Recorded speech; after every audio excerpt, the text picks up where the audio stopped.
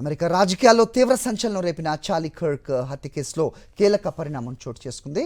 ప్రముఖ right wing కార్యకర్త కిర్క్ను Utah రాష్ట్రంలోని ఒరేమ్ సిటీలో బహిరంగ సభలో కాల్చి చంపిన ఘటనపై అధికారులు వేగంగా దర్యాప్తు చేస్తున్నారు.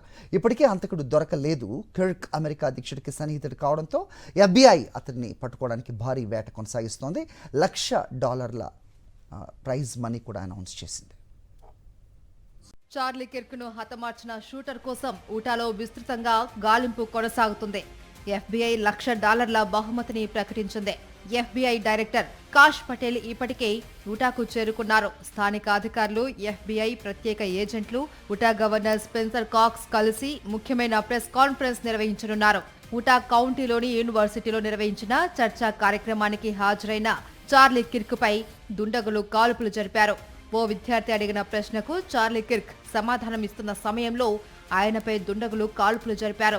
చార్లీ మెడ భాగంలో బుల్లెట్ దూసుకెళ్లింది. దీంతో ఆయన అక్కడికక్కడే కుప్పకూలాడు. తీవ్ర రక్తస్రావంతో అపస్మారక స్థితిలోకి వెళ్లిన కిర్క్ను హుటాహుటిన హాస్పిటల్కు తరలించగా చికిత్స పొందుతూ చార్లీ కిర్క్ ప్రాణాలు విడిచాడు.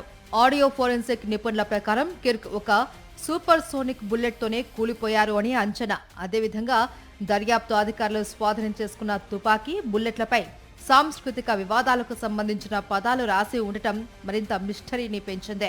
ఉటా పబ్లిక్ సేఫ్టీ డిపార్ట్మెంట్ తాజాగా ప్రధాన అనుమానితుడి ఫోటోలు విడుదల చేసింది.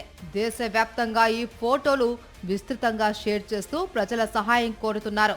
చార్లీ కిర్క్ హత్య అమెరికా రాజకీయాల్లోనే కాకుండా ప్రజా వేదికల భద్రతపై కూడా పెద్ద ప్రశ్నలు లేవనెత్తింది. దర్యాప్తులో ప్రతి నిమిషం కీలకమవుతుంది. FBI డైరెక్టర్ నిర్వహించే ప్రెస్ కాన్ఫరెన్స్ పై అందరి దృష్టి నిలిచింది.